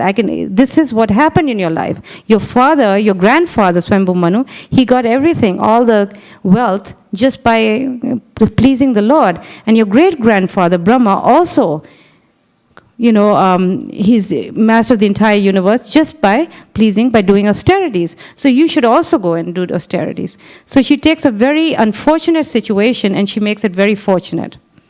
Okay? So this is the whole thing. And then Dhruva Maharaj, leaves home. He leaves home and he goes to the forest. And he does some austerities, severe austerities for 6 months. So taking the story in brief, we can raise these questions to a child. We can discuss about Suruchi's behavior. Just think of the way she behaved was very, very, her consciousness was very low. So we can try to relate with the children and say, okay, if we had to say words like that, like Suruchi, how would we be feeling? Really horrible, isn't it? If we had to say such horrible words to somebody. So our consciousness would be very low. Now, what was the problem with Suruchi? She was very envious. So what is the difference? We can think of questions like, what is the difference between jealousy and envy? It's something to think about, isn't it? When somebody is jealous or when somebody is envious. So when somebody is jealous, somebody has a nice car and you don't. And you say, I wish I had a car like that. That's jealousy, and which is very natural. I mean, people feel like that, right? There's anything big or serious about it. And envy means you actually go and harm that person because he's got a nice car, a better car than you. You actually try to make him feel awful. And that's what Suruchi did. She made him feel awful, very, very bad. So we discussed a little bit about her mood. And then we talked about Suniti's behavior, how well she reacted. She actually directed, she says, first of all, the first instruction she gives, don't be envious. If you think badly if you give pain to somebody, guaranteed you're going to get that pain yourself. So she's guiding him in the right way. And she's telling him that, you go to the forest, you do some austerities. In other words, she's acting like a perfect mother who doesn't want to spoil her child, but rather encourages him to turn towards Krishna. Okay? So she takes something very bad, very unfortunate, and she makes it into something so fortunate. So we can teach our children, when we have problems in life, we can always make it into a wonderful situation. Why? By satisfying Krishna, by going to Krishna with that problem. Try to find a solution to that problem by going to Krishna. Okay? So if you want something, go to Krishna. Don't try to get it by hook or by crook. Don't try to get it by hurting your brother. Don't try to get it by being rude. If you need something, you go to Krishna. Can the child relate with that? Yeah. Here's a little boy who wants something, and she could have directed him and said, oh yeah, these people are so bad. Look at your father. He's treated me like this. And no, instead she was praising Suruchi and said, whatever your stepmother said is correct. You should do that. Okay. So this is what we learn, that we don't take revenge, but rather when we satisfy Krishna, all our desires will be fulfilled. Dhruva got everything he wanted. He got a kingdom bigger than his great-grandfather. So if you want something, there's nothing wrong with wanting anything. You want to be a big somebody, you go to Krishna, and Krishna, you satisfy Krishna. In other words, you satisfy Krishna, you please Krishna, and Krishna will give everything to you. So this is, how we can teach the children and this is how they develop character, And also the last one, what did Dhruva Maharaj do to show the quality of gratefulness? And that is very nice, how he was so grateful to his mother. He remembered his mother and what she did for him. He directed him in the right direction. Just maybe a 2-minute conversation, 5-minute conversation between him and his mother, and it changed the entire course of their lives. His mother never imagined that this little instruction that she gave from a simple heart, that one day will open the doors to the spiritual world for her, will become the greatest benediction for her, right? So, and how did Dhruva react to that? He remembered, even after 36,000 years, he became king. After this thing happened, and he went to the forest, he did austerities, he saw Krishna, and Krishna said, you have to go back and be king now, because this is what you wanted. And he said, no, I don't want that anymore. Please, I'm so sorry. He said, no, you had that desire, you will get that, but first you have to go and become king. And he became king for 36,000 years. Then he left his kingdom. He gave the kingdom to his sons, and he went to do austerities and prepare himself to go back to Godhead. And then the airplanes came and took him. Okay, and when he was going on the plane back to Godhead, he remembered his mother. He says, I can't leave my poor mother here. She's my guru. And then, of course, Krishna knew what was in his heart, and he said, look up there. You see that plane going? Your mother is already going ahead of you. Okay. So he remembered, because he remembered his mother, because he was so grateful that she was able to go back to Godhead. So we can teach them how a grateful heart is so important. It's such an important thing to be grateful to whatever you get in life. See, when you teach this quality through Srimad Bhagavatam, how powerful it is, And then these qualities, the children will always have them. Later on in life, when we become old, they will be grateful. They'll be ideal children, right? Because they've learned these stories.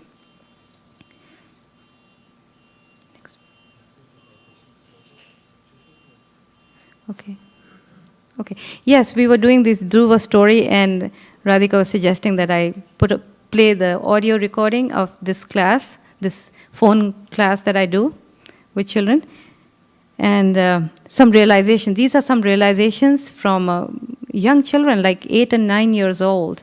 And after we finished the 8-week session on this section of Dhruva's story, I asked them to give their realizations, and you can hear how deeply it affected them.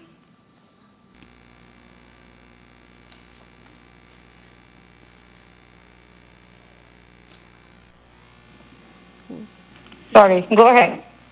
We should also try to serve Krishna more things than we do now. Okay, Kalyani, do you want to read now? Yes, Mataji. Srimad Bhagavatam, Canto 4, Chapter 8 through 12, Dhruva story. I realized that I should be determined for good stuff, and I should do austerities for Lord Krishna. I also realized that material stuff is no good, and spiritual stuff is like a jewel. I also realized that I should listen the orders of my parents and Guru. I also realized that if someone does something I don't like, then I should not be so mad at them. I should forgive them. Very nice. Yes, you learned nice lessons from this story. I like that. Thank you, Kalyani. Aditi? Hare Krishna. Through this session, I learned about how Dhruva Maharaj tapasya through Astanga Yoga. It inspired me that while doing kirtan or doing japa, I should focus on the holy name of the Lord. My realization was that I felt overwhelmed for Dhruva Maharaj when his stepmother told him that he had to reborn and take birth as her son. But I also felt inspired And when he left everything, his mother, father, brother, and his wealth, and left to focus on the holy name of the Lord. Nice. This is very nice. Thank you. Thank you, Aditi. Okay. Thank you, Mataji. Hari Bol. Hari Bol. Thank you. Do you want to go now, Kalyani? What? You want Kalyani? Do you want to go now, or you gonna stay back? 10 more minutes. Okay. Okay. Okay. Then we have Raj Priya. Would you like to read, please? Yes, Mataji. So these are points, it's not a paragraph. Okay. My opinions on Dhruva's story are: point 1, one can achieve Krishna by love and devotion. 2, the earlier you start Krishna consciousness, the better, because you can attain Krishna faster. 3, we should not become outraged due to one person's mistake. 4, a devotee accepts someone's insult a blessing. These are my opinions. Thank you. Very nice. Yes. So when a devotee chastises, we should see it as a blessing. That's a very nice point, because sometimes we don't go beyond that. We don't see, and our ego gets hurt, isn't it? And we want to immediately say something back. We want to retaliate. But that's a good point. And also that Krishna consciousness should begin right from the beginning of our life. We have to remember that. It's just like Dhruva's example. Very good. Okay. Anybody else came in? Hare Krishna Mataji, please accept my humble obeisances. August Raman Papa, this is Mansi. Mansi, okay, very good. Okay, Balram, do you want to read? Okay, Mataji. That's her son. Dhruva Maharaj is a great personality. He was very determined to see the Supreme Personality of Godhead. When he was offended by his stepmother, he went immediately to the forest to meditate on the Lord, to acquire a kingdom greater than his grandfather, Manu. His determination was so strong, even Narada Muni couldn't stop him. After 6 months, Dhruva Maharaj saw the Lord face to face. All his desires went away. Still, the Lord granted Dhruva his boon. From this story, I learned determination and confidence lead to success in spiritual life. I also learned that when you go to demigods for benedictions, they just give it to you, but Krishna takes away all your material desires and then grants you the boon. At the end, you still think how foolish you were to ask the Lord for a material object when you could have given you liberation. At times, I am determined to do or finish something, and when something is a little challenging, I have confidence to try it. Dhruva's story is very inspiring to me and everybody. Hare Krishna. Hare Krishna. Very nice, Balram. Very well written. Good point. Thank you. Okay. Meera? One more. Yes, Mataji. Okay, so I thought the story of Dhruva Maharaj was very interesting to read. Dhruva Maharaj was a great devotee, and there is a lot to learn from him. Dhruva Maharaj had a lot of persistence and determination, and that is what led him to Krishna's lotus feet. I learned that you must always have persistence to achieve your spiritual goals and your material goals as well. I also learned to be forgiving. Dhruva Maharaj was very forgiving, even when Mother Suruchi had insulted him. Dhruva Maharaj didn't retort. He simply told his mom and went off to meditate on Krishna. Dhruva Maharaj also exhibited the quality of surrendering to his spiritual master, in this case Narada Muni. He followed Narada Muni's instructions, and Krishna appeared to him. This shows that if you obey your guru, you will surely reach Vaikuntha. These are all wonderful qualities that I have learned about, and I shall surely try to achieve them. This story showed me how faithful devotees and even children can be to Krishna. If you are truly faithful, Krishna will always watch out for you. Hare Krishna. Hare Krishna. Very nice. Okay. So I'm going to, there's quite a few slides, but at this point I'm also going to open it for questions, just a few questions, and then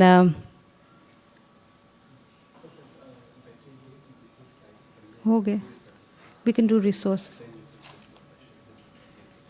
I think it's one story after another now. So we can just go to resources. Okay.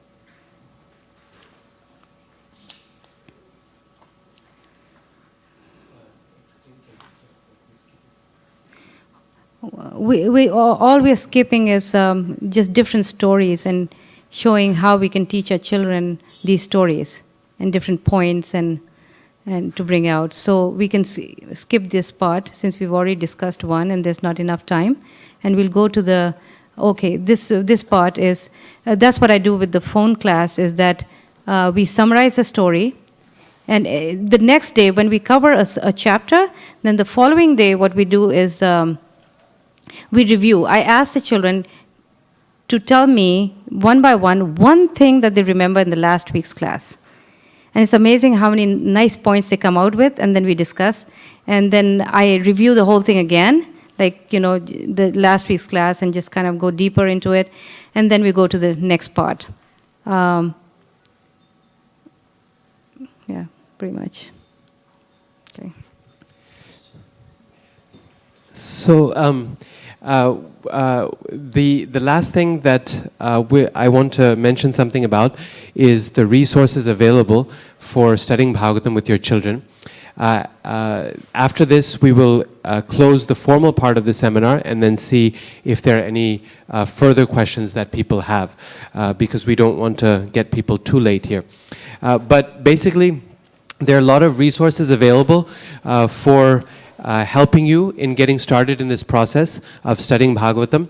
The overall theory and method for how to study Bhagavatam and the importance of doing it and how we can do it is described in a lot more detail in my mother's first book, Homeschooling Krishna's Children. This book describes the whole process of, first of all, preparing the home in a way that makes it conducive for the study of Bhagavatam and for raising our children as devotees. Srimad Bhagavatam is like a touchstone. It's so powerful that it can go into any situation and transform a child's life. However, if we create the right environment in which the Bhagavatam can shine forth, its effect will be faster and stronger, right? So in other words, if you're trying to light a fire, given enough fuel and a match, you'll be able to do it. But if you pour water on that at the same time, then it's going to take a lot longer and be a lot more of a struggle, right?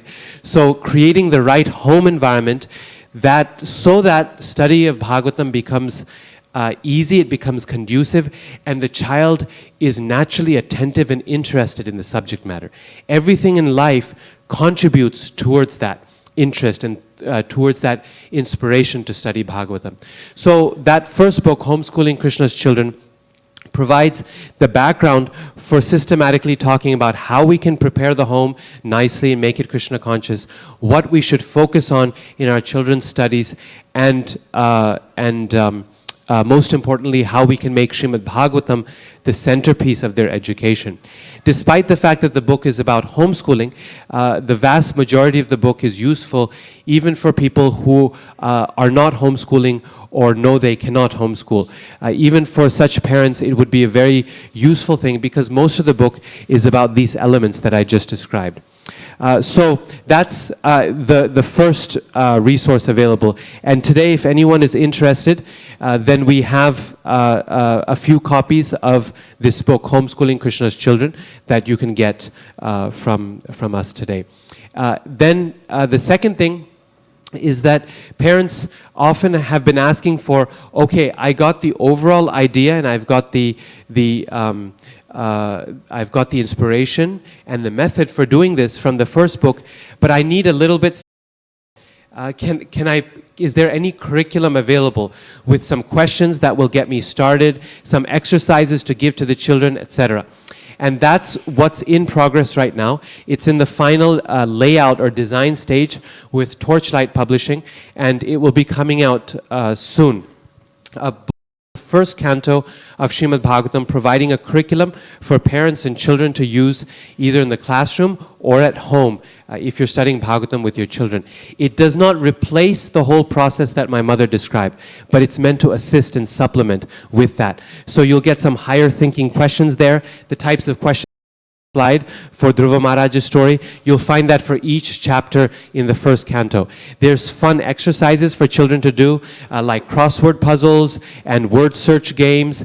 Arts and crafts are there around that, aimed at us, the age group of children who are capable of reading. So that age group in particular.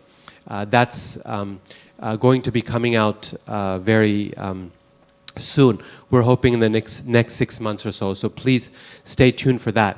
And then finally, my mother has a couple different Yahoo groups for parents interested in getting more individualized advice, but also being part of a community of devotees who are doing this with their children.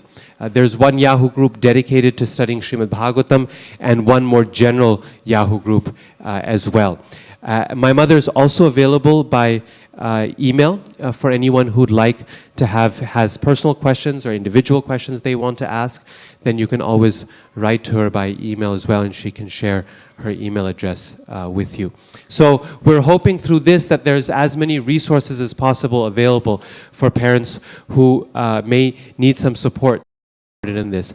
But the one thing to know for sure is in the beginning, it's a little bit of a challenge finding the time in the family to do it. It can be a challenge in trying to get your child interested in the beginning because they haven't experienced this before. But once you do it and you get through that beginning stage, it's really an amazing experience.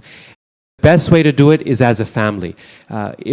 If the mother and child do it, great. If the father and child do it, great. But if the whole family can get together and do it, there's nothing better than that, because it creates this environment of real togetherness and understanding within the family. So to whatever capacity you can, even if it's just an hour a week, it has the capacity to change so much in the life of our children. And of course, if you can do it every day or twice a week or 3 times a week, that's even better.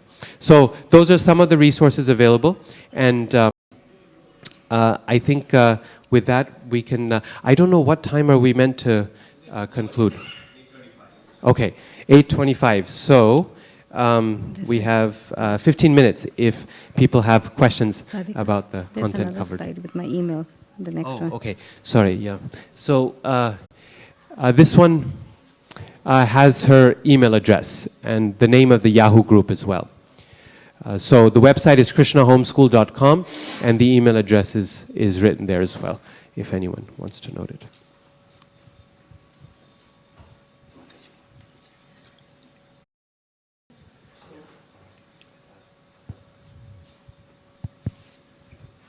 Hare Krishna, Mataji. Hare Krishna. I have a question while reading Srimad Bhagavatam. Did your children, or do you suggest the children to make any notes, or they just heard it and it was just out of the memory, everything was memory, or did they make any writing notes? The idea was not to, the idea was not to treat it like a lesson, but more as a fun activity, but in the process of being a fun activity, they were learning a lot. Okay, so it wasn't like we did not have any school type, situation. We treated it as so much, something it's so much fun to do. So for 2 hours a day, we would read and discuss. Sometimes we would take a break in between and then we would sit again, like they need a snack or something, and then we would sit again. And it's amazing. I mean, some days would be long, some days would be short.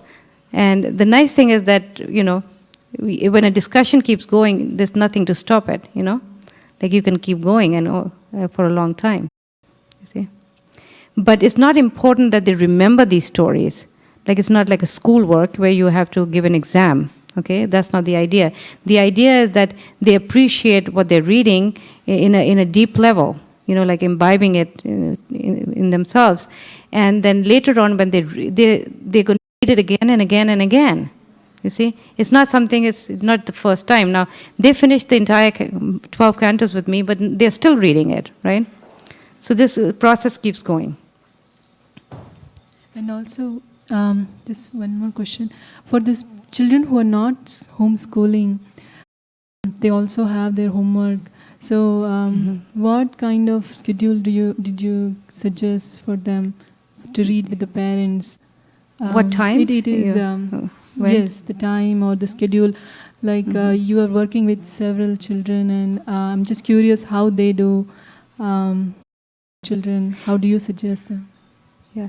Well, if you were doing it at home with your children, then you could take out the time, like once a week on a weekend, you could make it a point that you're going to sit together with all of you, and then you're going to do the same process. Again, they're already getting so much homework from school and so much pressure there, so you don't want to make this as another drudgery for them. Okay, so that's not the idea. I didn't make it even when I was homeschooling. Like, they don't remember it as being a drudgery. Like, Bhagavatam was always the best time, the most fun time. So this is how you have to, make it work like that. And what to speak of if they're going to school, then especially it has to be very something that you want to make it as a fun activity, so that they can develop a taste for reading such literature. Yeah. Dandavats Mataji. So we as a team go for distributing Srimad Bhagavatams, and your workshop has given us so much material to tell to the people, and it will really help us. So first of all, thank you very much for that. Thank you.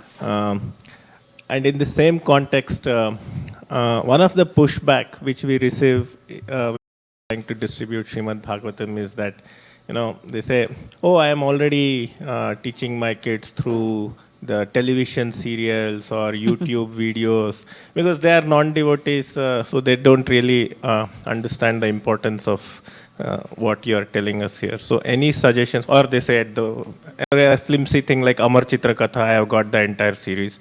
So any suggestions how we can actually present this to non-devotees so that they get the importance of this? So that Well, like everybody is facing problems in life, right? And they're always looking for solutions. So the way you could, one idea is that you could present it like, if you're looking for solutions to your problems, here are the solutions in Bhagavatam. And because Bhagavatam really covers every psychological situation, that you can think of. People are looking for stress-free life, And so Bhagavatam is definitely a formula for a stress-free life, because it's taking us on a higher platform. You can suggest like that, and also giving solutions to problems. Yeah, they don't question the Bhagavatam as such format. They say there are already videos, cartoons, YouTube, format. This thing. So why actually these books? These books are actually very heavy, but those serials and all those are actually in a more appealing way. That is the pushback we receive. They're not of course, they feel it's very pious, all God thing, very pious. Format that they push us back on. So. You have any idea? Okay.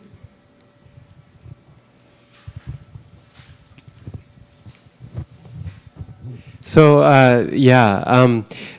in terms of the format of learning, I think to take us a couple steps back from Bhagavatam itself and just explain to them the problems with the format of so-called learning that we expect for our children. So, when it comes to school education, math and science, no one thinks that I could just sit my children in front of the TV and watch a math show or a Discovery Channel show, and they would get all the education they need, right? We have to send them to school, and then after school we have to send them for Common and this tutoring and so on. We double, triple, extra, we have to do all the homework. But when it comes to spiritual subject matters or cultural education, even forget religious, but cultural education, then Amar Chitra Katha can do the job, and B.R. Chopra and Raman Sagar can complete the whole project. So the question is, why We have to step back and explain to them, well, here's the problem. With television, studies after studies have shown that a child does not learn through TV. It, in fact, what it does is it dulls their mind, it dulls their brain, and they perform lower in math and science scores as their intake of television goes higher. And it's not the content only, it's the medium.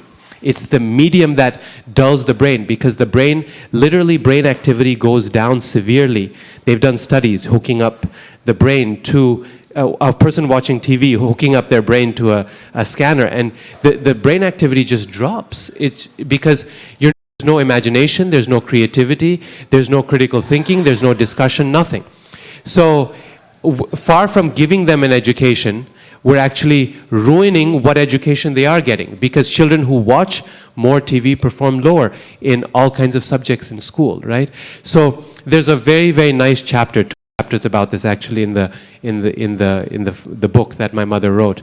And we have to take a step back and just start from those beginnings and say, you need to fill the time your children are sitting in front of the TV with a better alternative. And this Bhagavatam is that better alternative. It can engage you and your whole family while at the same time sharpening your children's abilities without them even realizing that they're getting an education.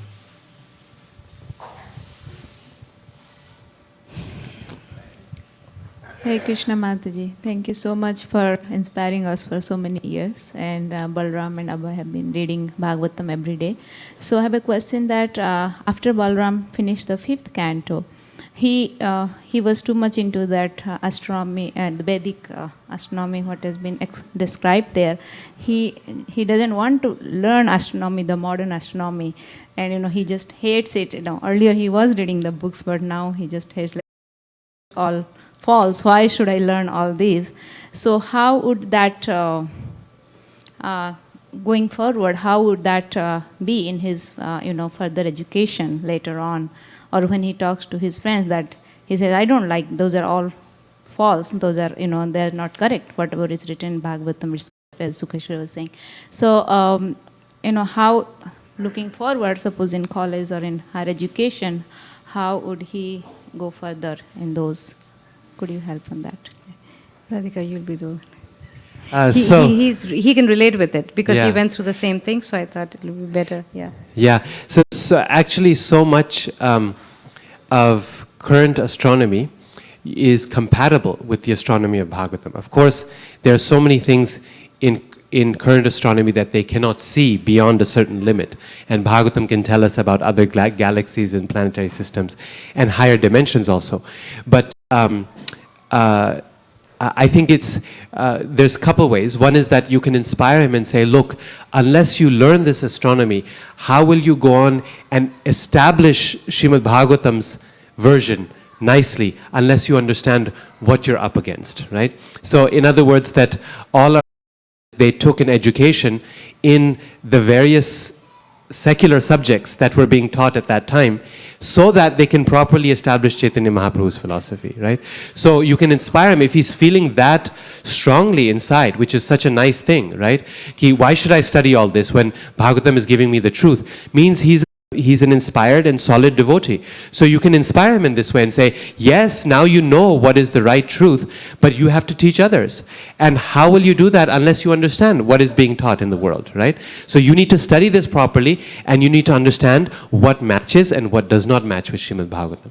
So that's the and then specifically, you can encourage him to start reading Sadaputta Prabhu's works. There's one very nice DVD called Origins, and one magazine also called Origins, which is a great place to start. And then he wrote this book called Vedic Cosmography and Astronomy. And if he's into even Bhagavatam astronomy, then he'll find it interesting. He describes how the map of the solar system that is described by modern scientists matches with the description of the solar system as it's described in Srimad Bhagavatam, right? So you can encourage him to go deeper in that area and say, look, this is so nice, you're feeling this way. Therefore, you have to study both. And in this way, learn how to figure out how to establish the supremacy of the Bhagavatam's perspective. Yeah. There's some people at the back.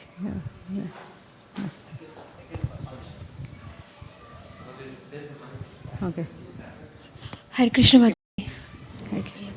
Mataji, when initially I started Bhagavatam, it was very difficult to me. I cannot understand the Bhagavatam also. Bhagavad Gita I understand very nicely, but Bhagavatam I felt very hard. And when I started Bhagavatam to my kid initially, but right now but I don't know how to explain to him because it's very hard and how to teach him and now he's in 8th grade and somehow I'm not able to teach him in a proper way. Can you give the guidance how to teach initially because I'm not that much capable of Bhagavatam. So there is any process while you started with your child, did you felt anything while reading Bhagavatam because it's very depth and the English words and all the things are very hard to pronounce it and I don't know how to translate to him also. So can you give any suggestion? Well, when I first started teaching the Bhagavatam, I didn't go into this kind of depth like I was trying to show you, right? My understanding of Bhagavatam was was not very deep. But as parents, because we are adults, we will end up knowing more than our children. We'll be always able to go deep to a certain level. We can go deep, and that's very good for them. You see, because it doesn't mean that we have to give them the perfect answer or the perfect realization. Just reading with them will also increase our understanding, because these books are not ordinary books. They are powerful, potent books.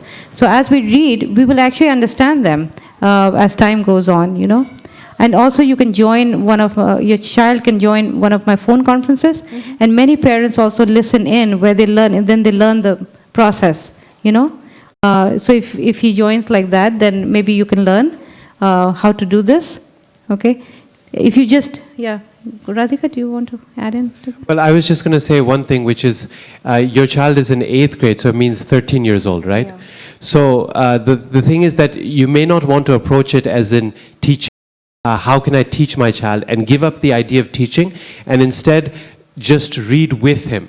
So here's something interesting to read. This is a wonderful story. Let's sit and discuss together, right? If he's not willing to do that at all, right, then it means that we need to give him more Krishna conscious association to make him inspired about spiritual life in general, right? And get other friends who can inspire him in the process of Krishna consciousness. Because at least he has to be at that level where he's willing to do something spiritual with you. You have to be able to get him down with you and do it. If that is not there, then we have to take a couple steps back and begin from the more basic ideas. Okay, let me get him to do kirtan, have prasadam, make friends in the temple, come to the temple and participate in Sunday school or activities, things that are a little inspire him to move towards spiritual life, right? Actually, he came for the Sunday school couple of years. And then suddenly what happened, I don't know. He's not coming to the Sunday school, he's not liking. And even though if I'm forcing, maybe he's able to come. And while I'm telling, you're forcing, that's why I'm not able to come. So I don't know, somehow he's not liking kirtans and here. He's telling, somehow I'm not liking it. And suddenly what happened to him, that's what I was choosing any other thing, how to do and how to communicate with my child and to all that things. It was very difficult to me how he can come to the temple again. Yes, introducing Krishna consciousness at that age can be a challenge, but the most powerful thing there is association. If there's some way, instead of you instructing him or he feels like you're forcing him, if you can somehow get him to become attached to devotee friends, that will be the opening by which he can become more and more involved in Krishna consciousness, right? In other words, you have to do it without making it seem like you're doing it. You cannot push. You have to just somehow find an opening and get him connected to the association of devotees. But maybe this is something we can discuss individually more later. Huh?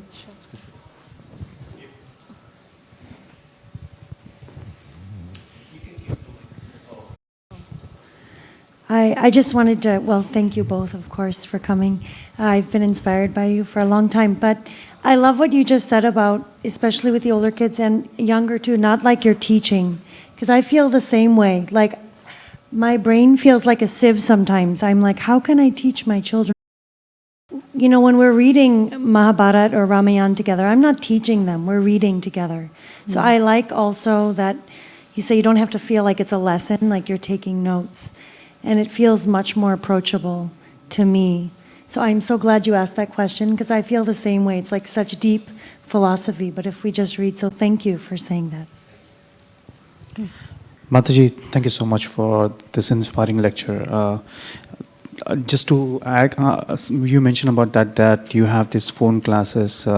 So would it be, do we contact you over the email to get included in that classes? Yes, you can write to me email, and then I'll see where I can, then we can discuss more further. If you send me your phone number, then it's easier, because then I can just directly ask you which day is better for you. I just started, I will be starting next Friday for a bit older kids, like 12 and above. So if your child comes in that level, then he'll be better in that class. It's a Friday class, yeah. Okay.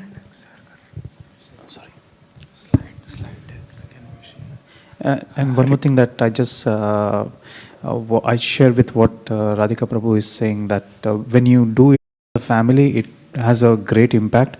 And we were doing this for some time. Currently, it has fallen off for radar.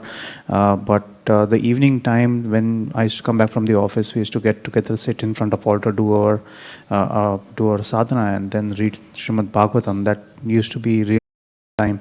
And I see the developments happening with my daughter, that even her grades reflect to that in her school.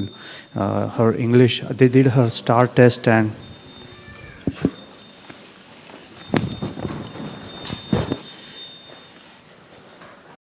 did her STAR testing. She was in 3rd grade at that point of time, and her results came back, and her teachers were saying that her English is at grade 5 level. So we certainly see the improvements. I've seen her when she came to United States. She had very tough time even speaking English, and now I have tough time understanding her English.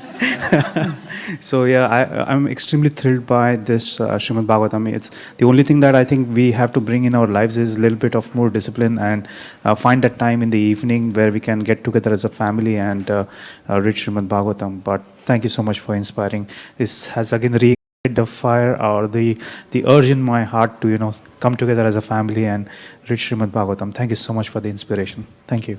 Hare Krishna.